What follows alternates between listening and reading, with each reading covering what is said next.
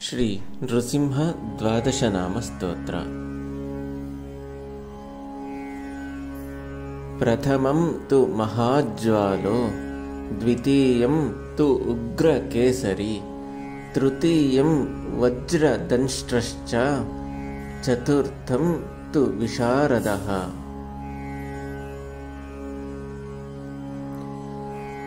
ಪಂಚಮಂ ನಾರಸಿಂಹಶ್ಚ, ಷಷ್ಠಃ ಕಶ್ಯಪಮರ್ದನಃ, ಸಪ್ತಮೋ ಯಾತು ಹಂತಾ ಚ, ಅಷ್ಟಮೋ ದೇವವಲ್ಲಭಃ.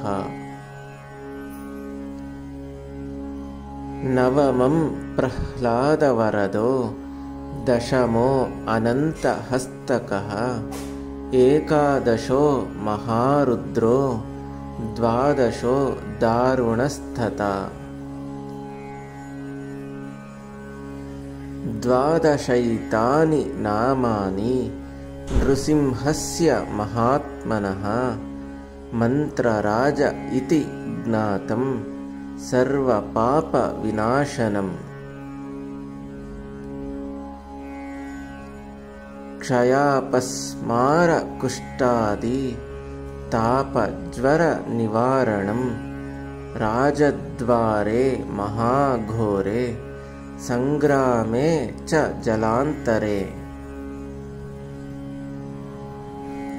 ಗಿರಿ ಗಹ್ವರ ಅರಣ್ಯೇ ವ್ಯಾಘ್ರ ಚೋರಾಮಯಾದಿಷು, ರಣೇ ಚ ಮರಣೇ ಚೈವ ಶಮದಂ ಪರಮಂ ಶುಭಂ.